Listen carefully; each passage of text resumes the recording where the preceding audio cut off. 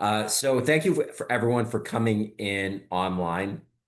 So today we're talking about how to evaluate your um, real estate portfolio in a down market. And just as I was alluding to in the chit chat, if you look at your portfolio at a certain moment in time, it's going to just drive you insane. So, this is us, Remax Wealth Builders. We've helped over 1,500 people from across Canada invest into real estate. So we focus on investing in real estate. Um, and what we've always done is we kind of take a financial management approach to looking at a real estate investment. And when I have people reach out to me in a panic about selling their real estate, I say, okay, we go over everything and their needs and everything like that. And then I say, if you're panicking, let's look at this. If it were a stock market portfolio, would you go and sell your RRSPs right now and take them out immediately from your RRSP account? And people are like, absolutely not. Let's say it's a down, like right now it's like hot market, but let's say it was a down market. I'm going to lose money in the stocks and then I'm going to have a big tax hit. So why would I do that? And the line is the exact same thing in real estate. Why are you panicking about real estate when you're looking at it at a set moment of time when you wouldn't take that action if it was in the stock market?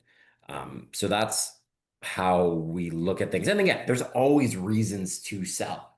I have sold real estate in December this year, and I sold real estate in January this year from my portfolio. It's not that you can't sell, but you have to have a strong reason on why you're looking at selling and how you're going to potentially move that asset around. And we'll get into that. But I want to paint the picture for everyone. So that's me. Hey, guys. I'm Alex Wilson, broker owner, Remax Wealth Builders Real Estate. Been selling real estate for over 15 years. We're getting closer to 20 years. In 2028, it'll be 20 years. In 2022, I was the number one Remax agent in Canada for individual transactions. And in 2024, I was number two. Sorry, I slacked last year. Been inducted in the Remax Hall of Fame, received the Lifetime Achievement Award at 35, Circle Legends Award at 40, and I'm currently an Pinnacle agent. And I'll also add this too, and I think this is relevant. And it always depends on your situation. I also have three young kids. Kyle has a young child as well. I have a 7-year-old, a 5-year-old, and a 3-year-old. And that comes into play on how you're going to invest as well. What I do today is very different than what I did when I started my journey when I was early 20s, late 30s, right? So I just want to preface that as your lifestyle, your life is always changing and it's going to depend, and that will impact how you're going to, potentially invest. But what I talk about today is just looking at things and zooming out to help you look at your portfolio. And what I've done is I've turned a $39,000 deposit into a $20 million real estate portfolio. So I built this and secured my retirement. My retirement is secured by holding all of this. And how do I know it's secured? This is key thing. Here's my whole portfolio. And oops, there we go.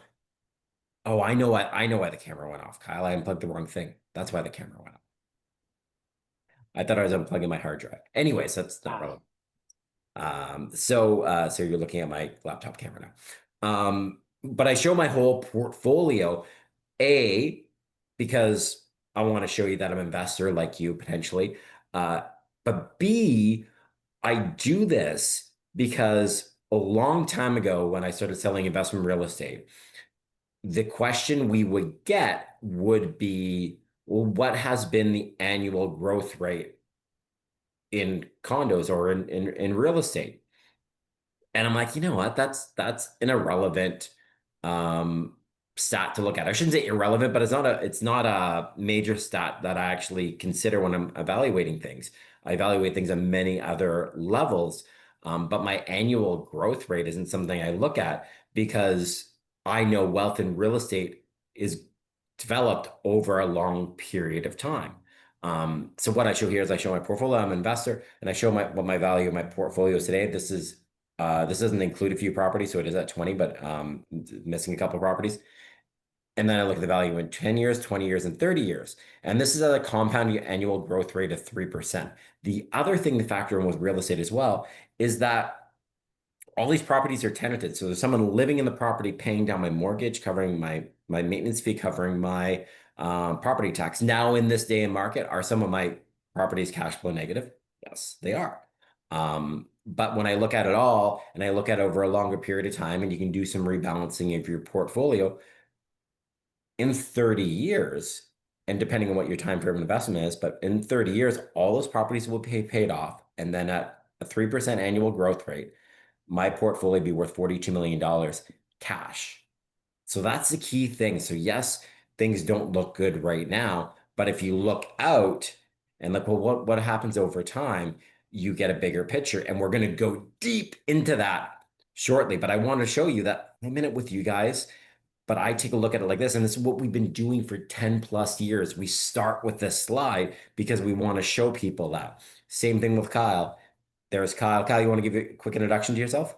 Yeah, absolutely. Hi, everyone. I'm Kyle. I'm licensed in Ontario and Alberta. I've been an investor myself for over a decade now. Alex and I started investing at the same time. I was a little bit slower than Alex in my investment journey, but I've, achieved similar levels of success. I wasn't always a real estate agent. I previously managed Canada's largest lotteries, Lotto 649 and Lotto Max. I was the draws manager, actually doing those draws, and came from that industry to work in real estate full time, really about 4 or 5 years ago. And in that time, I've helped over 500 clients purchase pre-construction properties all across Canada. And similar to Alex, I turned that one single deposit into a multi-million dollar portfolio. And And retirement secured. exactly. And it doesn't take 10, 12, 20 properties to become wealthy. I'm the condo millionaire. It takes one condo and time. That's it. There's nothing secret to this, but it's not a get rich quick scheme. It's a get rich quick slow scheme. And Yeah. it works. Yeah. And pointed out here, and I didn't go in detail on mine, but just looking at Kyle's, like Kyle just closed Line 5 condos in May, and Galleria we're still waiting for notice for. But these are things that we're closing condos in today's environment. And I highlight again, we're not just sitting on properties that we bought 10, 15 years ago. We also have relevant properties, but we look at things over a longer time period. And then again, retirement secured.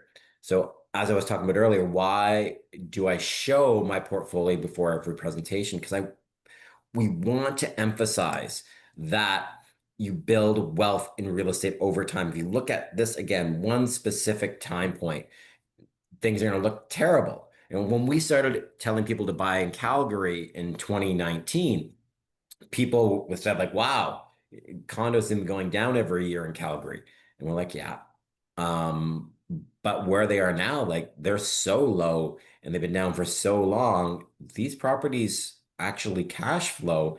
And when we looked at the values in Toronto at the time, like this makes more sense for the mom and pop investor. And we were rewarded when we did that. Now the condos market's a little bit softer now in Calgary, but again, it's at the moment of time. If you look at the bigger picture and you look at what's going to be happening over the long run, you stick at those fundamentals. So again, I'll go back to the stock market. The stock I was complaining to Kyle about that I bought and instantly it went down like 10%. I'm like, well, this doesn't make any sense. I'm like, the fundamentals are all there for the stock, so I'm not worried about it.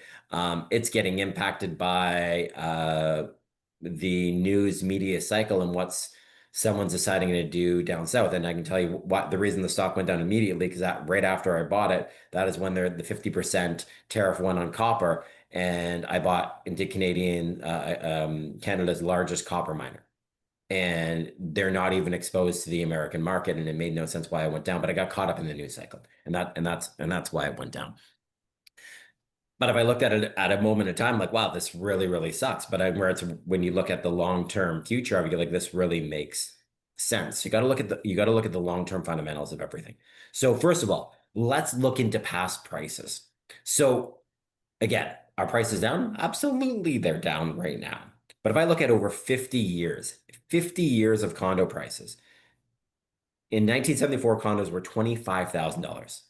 That's crazy. Like that's not even a parking spot these days. Um, Overall compound annual growth over a 50-year period is 6.1% annually. And that's on the end price. So not getting into the specifics of real estate investing, but we're using leverage dollars as well. So that's 6.1% on the end price, but you're probably putting 20% down on the property, not paying 100% cash on the property. So you get a your return is actually amplified by that 6.1%. That's the value of investing in real estate. You're using leveraged money to invest in an asset that's going to go up in value over a period of time while you have someone living in the property that's going to be paying it down. So 6.1% annually. The best performing decades, the 70s, the 2000s, the 2010s. The weakest decade, the 90s. The recent market, we've had short-term volatility, but strong fundamentals in place for long-term growth. So right now we're in a down area, but when we look at the bigger picture and what's going to happen over the next 5, 10 years, you'll understand, okay, I shouldn't be looking at what my price of my condo is today. I should be looking at what my price of my condo is going to be in 2028, 2030. So again, this is what let's look at by decade what the growth rates were. So in the 70s, 10%, 80s, 6.5, 90s, terrible market. Talk to anyone that was in real estate in the 90s, terrible. I actually asked people, I'm like, wow, because you read a lot, and also in today's social media days, you're exposed to a lot of information out there. So I went and asked people, I'm like, is it like the 90s?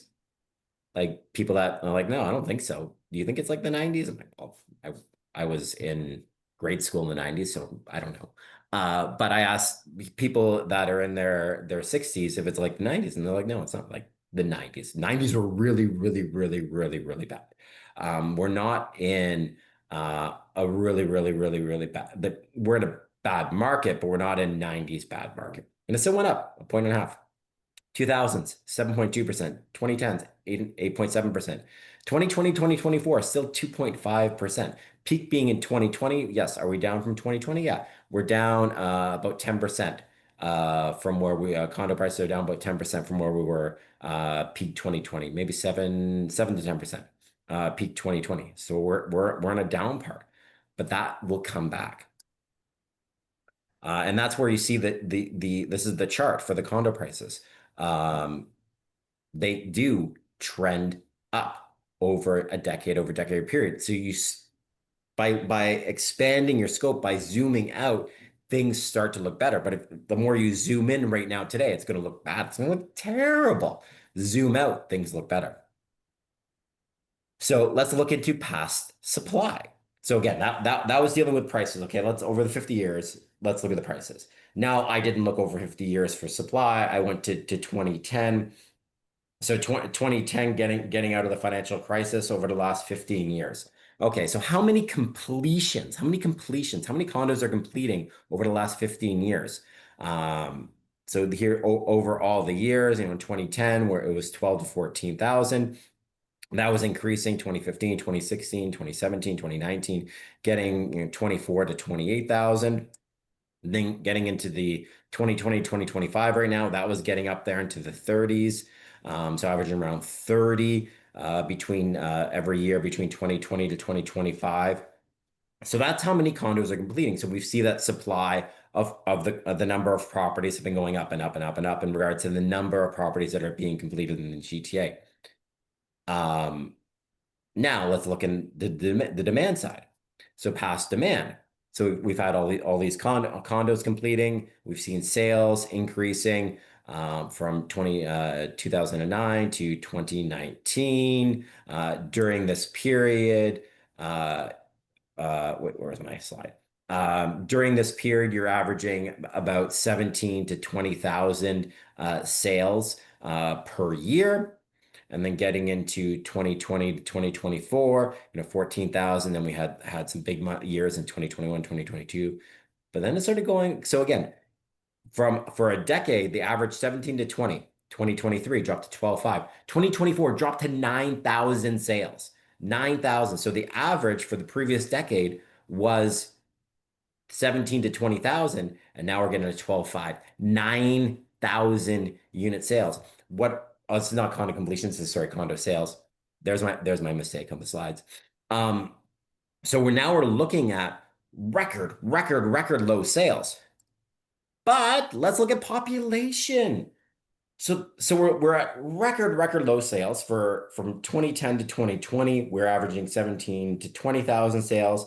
Now 2024, we're at 9,000 sales. We'll have even less in 2025. So we're at half of the sales numbers that we were at over the past decade.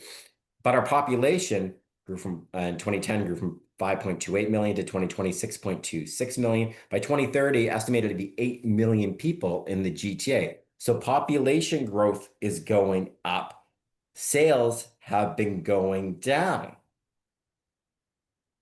Then we look at future supply. So we saw population growth going up, and we saw completions going up. That should be happening. But now sales going down. What about completions? Well, completions are gonna fall off an absolute cliff. So, and that's starting slowly in 2026. So we were averaging from a completions, we're at 30,000 a year over the last 5 years. It's going to drop to 20,000 units in 2026, 2027, 10,000 units, 2028, 2029, 5,000 per year, 2030, nothing, zero, nothing, no completions, no new supply, nothing. So our population is going up over the next 5 years. Our sales have been going down. The number of units completing is going down. Well, what's going to happen? We will start to have an increases in prices. So over a 50-year period, the compound annual growth rate is 6.1%. We've been averaging 30,000 completions over the last 5 years, but that will drop to zero come 2030, sorry. Resale condo sales in 2010 to 2019 have averaged 17 to 20,000 annually. That's going to drop. That was in 2024, 9,000. It'll be even lower in 2025. And the GTA population is going to grow to 8 million people by 2030. Kyle, we both took economics in university. What does this mean to you? Well, when there's a shortage of supply, prices go up. Mm-hmm. Mm-hmm. And everyone, I have a couple more slides, and then I'm going to open up the forum, and I want to have a deep conversation about this with everyone. Um, but this is what's going to happen. So what have we done? We're zooming out, right? So we zoom in right now, things don't look good.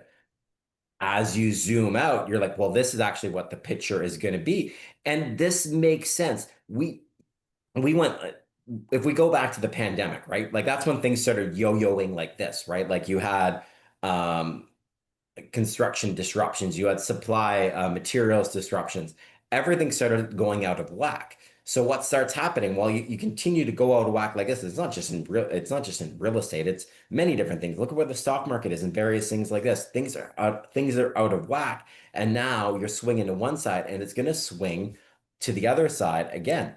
Um, is it going to swing in the next 18 months? No, no, no. Next 18 months won't be good. I'm not seeing good things over the next 18 months.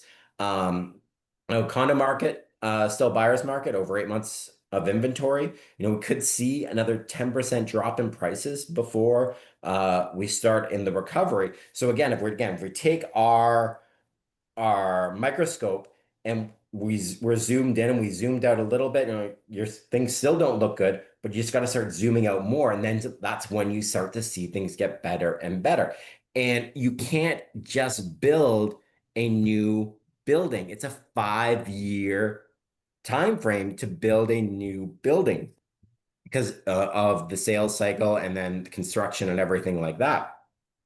So you can't just turn on the taps to build new properties. So yes, things aren't going to be good for the next 18 months, but that'll bring you to the end of 2026. And then you're going to start seeing recovery in 2027. So how you look at your portfolio in a down market is like things look bad, zoom out. What are the fundamentals? The fundamentals are still there. I'll send when we send the summary out, a good read is Benjamin Tall's most recent interview with the Globe and Mail in June. He says he talks about the supply and everything like that. And he talks about being the market probably going down another 10%, but then you're going to have a quick price recovery after because of the imbalance of the supply and demand model. And you only have a 10%, you only lose 10% in your value if you sell. You never lose money in real estate unless you sell. So you don't sell during this period. Here's some strategies for people. So you can hold into the recovery. Again, recovery is going to start in 2027. I don't see it happening in 2026. You can cash out now and buy the 10% dip in 2026. So you can look at strategies of like, hey, I'm going to, if you're a very bear of the condo market and you do have assets, and I do know people that are doing this right now, they're cashing out chips and they're going to wait for the market to go further and they're going to buy back in a year. You can cash out and buy the dip in 2026. Or you can cash out and reallocate your funds in a better performing asset class. I put a little note to myself, hint the self-storage fund. One thing I've learned in this, being heavily invested in real estate, is some diversification is nice as well, especially when you're getting 20 mortgages. That's not the funnest thing to do. Kyle's been through it recently. So I'm diversifying into investing in developing self-storage. I have a webinar on that next week. Because the beautiful thing of investing in self-storage and in this type of investment, investing, I don't need to get mortgages. I don't need to worry about appraisals, and I don't need to worry about tenants. So I'm just diversifying. I'll always still have individual condo real estate, but diversifying away and having something where I don't have those three headaches. Which Kyle, were those headaches this year? Mortgages, appraisals, and tenants? A little Yep, bit? caused a lot of stress. Didn't know if you Yes, were going to yes. qualify for a mortgage, didn't know if the unit was going to appraise out, and just finding tenants, getting them the unit, and hoping they're good. Mm. So lots of stress that you don't need to deal with when you're investing in something like a self-storage fund. Yeah, and again, I say this because I have 20 properties. So that amplifies it by having so much. I also see one of the best things to invest in is resale condos in downtown Toronto right now. Because if you're buying in resale, you don't need to worry about the appraisal. You don't the mortgage, you'll have that set up before you get the property. This is pre-construction that we've invested in. So that's where the mortgage stress comes into play because you don't control when you're getting the mortgage. When you buy resale, you control when you get the mortgage. You get that all in place before you go put an offer on something. So there are different strategies for that. Um, but that's how you can, because we realize, and that's where I talk about where I am in my life stages now, being, in my mid 40s, having three young kids. I'm like, okay, well, the stress factors into my equation in regards to opportunity cost, capital, return, and then adding in, well, what's the stress for me and my enjoyment with my family? So that's a factor when you're looking at different strategies and how you want to invest. But in regards to being stressed on what the value is of the property, and if you're holding it over a longer period of time, there's nothing to stress about because the property will go up in value, which is looking at the fundamentals. And that's where you ask yourself, do I need to sell? And the answer is no, I don't need to sell. Do I want to sell? Well, I don't want to lose money, so no, I don't want to sell. Okay, then I just won't look at values anymore, and I'm just going to move on, and I'll reevaluate this in 2027, or reevaluate this on an annual basis. But if you take a longer view on things, that's where you look at, okay, well, this is going to be good for me. So that's everyone here. Now I want to open up the floor to the Q&A. Okay, so I do the Q&A. Okay, read points 2 and 3 in your slide. I find buyers don't even make an offer when you list below the market price. Well, no, because right now it is a full out buyer's market right now. Full out buyers. market. So it is going to be hard to sell a property. And there's 8 months of supply on the market. So if you price the property below current market value, um, there's no incentive for the like, okay, so I'll give an example. Let's say you have a one-bedroom condo downtown Toronto, you list it for 399 and you hold back offers. And you're like, I'm gonna get an offer. I list it for 399 and no buyers show up because I know you're not going to sell it for 399. So like, well, why? They're like, why do I even want to play this game? I'm not even going to play. I'm not even going to play this game. I'm just going to wait for you to relist the property at the price you actually want to sell it. Then I'll put an offer in at a price lower than that price that you relist it for. That's what it is. That's what the buyer's market is right now. It's the buyers have all the power. So after the sellers having a lot of power, now the buyers have all of the power. And when you have a building that has 15 units for sale, they're like, well, if I can't get the one on the 12th floor, then I'll get the one on maybe the 7th floor. I'll get the one on the 20th floor. So what it comes to is if you're an agent and you're having conversations with your clients, it's communicating where the market is today and where it's going to go in the future. And if you're dealing with a client that's had a property for 10 years, they probably still have money in they're making money. They're just making less money on the property, but they're not getting yesterday's price and they're not getting today's price. They're going to get tomorrow's price, and tomorrow's price is going to be lower than what today's price is. Um, Great Yeah, and with question. that being said, Yeah, go ahead. there are still bidding wars being set up for houses in the GTA, Yep. especially in some different pockets. We're seeing that. We've had clients participating in that. So it's very different between the condo market, especially for small units, 500 square feet and under, and bigger livable units and houses. So you're still Yes. seeing. Every class is different, right? So great point, Kyle. So if, and I'll talk specifically to Toronto because Kyle and I both live in Toronto.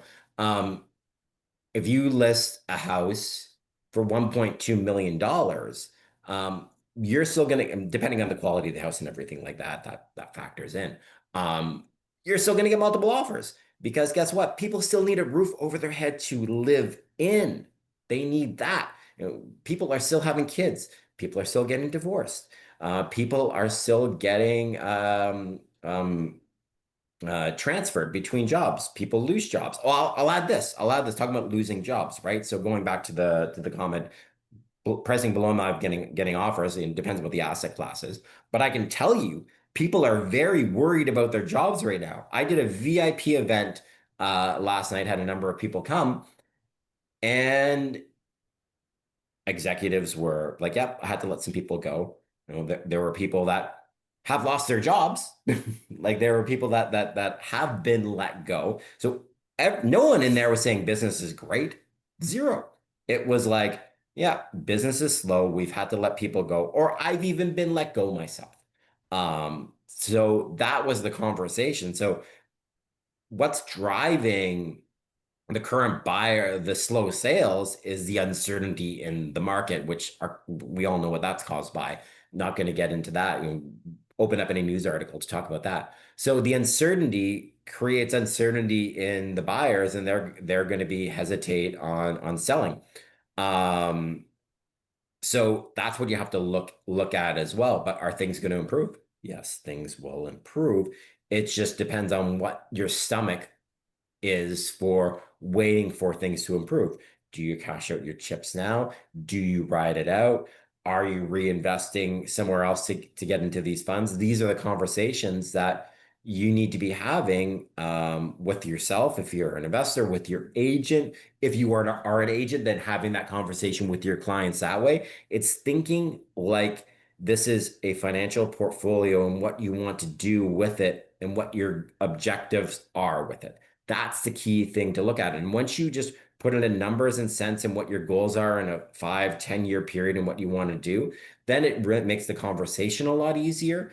And it makes your decisions a lot easier as well. So here we got a great question. With your current vision out to 2030, how do you see rental income panning out over this period? Currently, rent of investor style condos, one bed plus den has been very soft, competitive. Do you see rent increasing? So what we're going to see, rent will still be flat, soft for the next 18 months as well as we continue to absorb all this new inventory. But as that inventory starts to drop off, then you'll start seeing rents increasing again as well. We're also being hit by a double-edged sword in regards to, yes, I showed the population growth, but then you had a big pullback in regards to um, immigration policies. Um, as they sort out immigration policies, you will see immigration increase again because guess what? We don't make enough babies. So we don't make enough babies as a population. This is economics and demographics combined. So you need immigration to drive population growth. And our economies are run on a consumption base, so you need population growth for economic growth. Um, I'll also add this. Um, do you think people want to move to the States right now? I'm not talking about people from Canada. I'm talking about if I'm, and again, you can go back 10 years and looking at my videos when I talk about immigration. When I'm in another country and I'm looking at where I want to work, I look at, well, what's this country going to offer me? And am I going to be welcome in that country? And I always say, I'm like, well, when you look at Canada, it's safe and boring. And if I'm a wealthy individual and I want to set up my family somewhere, or I'm a highly skilled individual and I want to set my family up somewhere, um, well, Canada is safe and boring, and this is a great place for me to set up my family. Even if I'm tempted by making more money in the States, it's not always about money. It's about creating a great life for my family.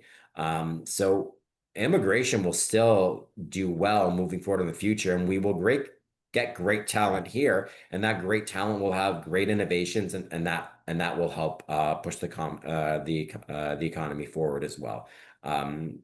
So yeah, current vision for 2030, we will see rental increases, but again, we still need some of that excess inventory to absorb into the market, and then we'll start seeing increases again. We're also impacted by the pullback in international students.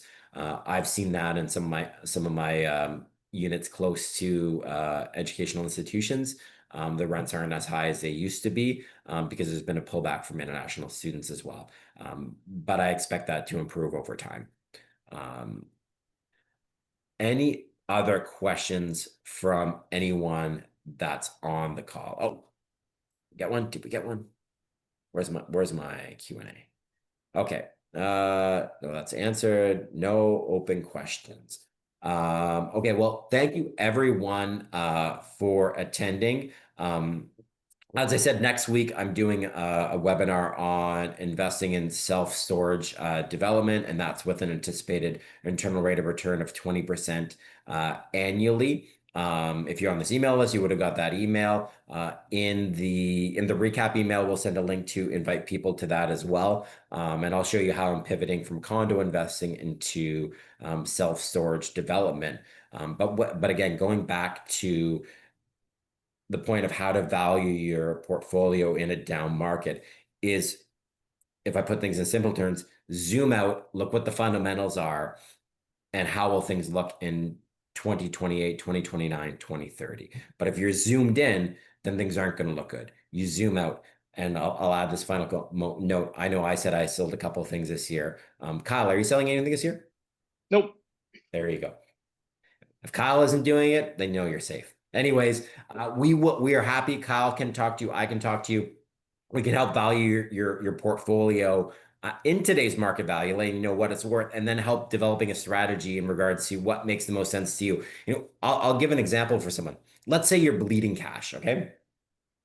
Um, but this is a simple strategy. Let's say you're bleeding cash, but you're in a variable rate mortgage that doesn't payments don't go down in value, right? So let's say you have a property renewed in the property in 2022 in a variable rate mortgage, and that variable rate mortgage was based on, maybe not, sorry, 2023, and that variable rate mortgage was based on a 6.5% interest rate.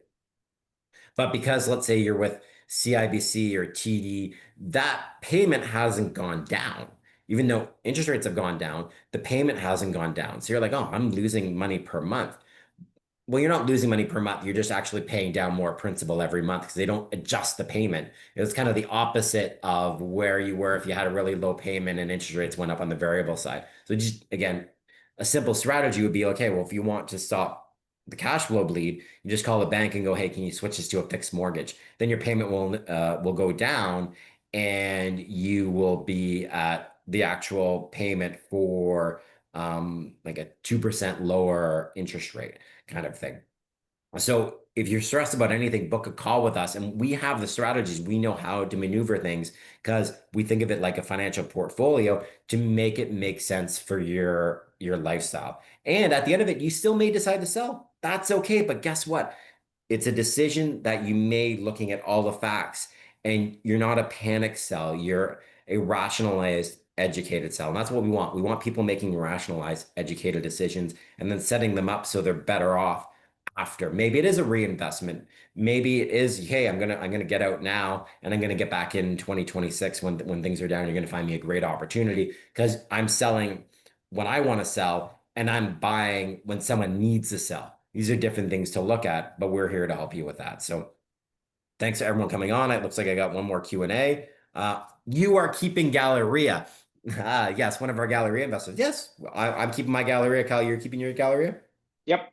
We're both keeping our Galleria right now. And as when we get our mortgages on the property, those payments are going to go down. For those that are wondering, Galleria is a new condo development at Dufferin and DuPont. It's still in occupancy right now, and the occupancy fees are quite high. As soon as we get mortgages on, those prices will drop significantly. And you know, that area is still developing and it will be good. It's just we're getting it at a time when there is a lot of units to absorb into the market. And Kyle lives right around the corner from development. So and I live down the road from the development. It is the tenants that we got in the building are exactly the tenants we expected to get into the building, where the rents weren't as high as I expected the rents to be, but a lot of things had happened since when we sold it to now. But when I zoom things out, it's still going to go the way that we expected things to go. It's just going to take a little more time than anticipated. But I do expect it to be a fantastic area when it's complete because people really like living in that area. And as the cool kids move to the area, then the other people move to the area because no, sorry, not. I'll back that up. As the artists and creatives move to the area, then the cool kids move to the area because they want to be by the artists and creatives. And then that starts to drive up the prices, and you get all the cool restaurants and trendiness and everything like that. That's all going to still happen. It just COVID threw things off the rails for a little bit. But it'll be over track in the next few years. So no, absolutely, we're both keeping that unit. So great question. Oh, here we go. Another question. I like how the questions are coming in now. We love answering questions. I've been a landlord since 1980. I'm 76 years old, and I think it's time to retire. I have 5 properties left. What would you do? See, great question. So I give examples, right? I give examples like you hold over 30 years, this kind of thing. But again, I'm in my mid 40s. This is someone that's older. And if you've been a landlord since 1980, your properties have probably gone up significantly in value. Are they worth as much as they were in 2020, February 2022? No, they're not. But they're still worth more than what you initially paid for them. Um, actually, Danny is the person that posed this question. Right before, right before this webinar came on, look at my phone. Someone sent me a post. Hulk Hogan died. Can you believe it? Hulk Hogan Oh, died today. Yeah, Kyle didn't even get the notice. It was literally just happened right before. Why I bring that up? It was in a checker, but I'm like, wow, I feel that. This Hulk Hogan, he was the Hulkster. That was WWF, again, WWE now. WWF when we grew up. Like he was the idol of when we were in grade school, right? So it's like this towering figure is gone, died, had a heart attack. With when I saw that, I'm like, yeah, that's not surprising. Um, but he's 71. Danny, you're 76. We had Ozzy Osbourne. Did he die at 76? I think. Um, Something like that. and Kyle and I, something could happen to us tomorrow, right? Things happen. You may want to consider, we can book a call with Kyle and I. We can do an analysis in your portfolio. You don't know what's going to happen tomorrow. I'll also that's one side. Hey, do we sell because I don't know what's going to happen tomorrow? Yeah, like there's a demographic aspect to it. On the other end, what is your financial plan on that on the other side? Because where there's one side there is, okay, I'm going to cash out. I don't know what tomorrow has for me. But on the other end, there's something called reinvestment risk. It's like, oh, well, what are you going to do with the money? What are the plans for the money after that? Does it make sense to sell? Or you're like, well, actually, with these 5 properties I have rented out, that's cash flow I live on. So if I sell these properties, that eliminates the cash flow. What do I plan to do with that? Right. So I think it's a conversation worth having. But I wouldn't hold on to the properties if the rationale is to hold on the properties to try to sell for a higher price in 3 to 5 years, I wouldn't do that given the demographic. And I'll say this, our old broker of record at Remax Condos Plus, who's retired from the brokerage, he is now selling off his condos. And I sent him a message. I'm like, Jamie, I'm like, you're giving up on condos. He's like, no, I'm not. He's just at my age, I just want to get my affairs in order. And as his tenants give notice, he's selling off the asset class. So it just depends on where you are in the life cycle. It's definitely worthy having a conversation. But what I wouldn't do is hold on to the property just for the sake of trying to get an increased value, given on where you are in your investment cycle. It just understanding what you want, what your reinvestment risk, how your retirement planning is, and everything like that. Love that you asked that question, Danny. Um, Here we go. Uh, Bought a condo in 2028, paid 649. The value of the unit is now below what I paid. Same unit just sold for 604, losing 800 a month on top of that. I can afford to carry, but the losses are so bad. What do I do? Guess what? I have that too. So is Kyle in that boat? Not sure. Maybe. Just one unit. Not Yeah. pretty. Well, I'll add this. I'll add that. We'll also say when you lose money on a monthly basis, it depends on how you look at the losing money. First of all, that $800 a month, is some of that going to principal repayment, right? So you got to look at that. Principal repayments paying down the mortgage. On the other end, too, there are strategies to reduce that $800 a month loss. I meant to include this in the webinar and I didn't, and I'm glad you brought that up.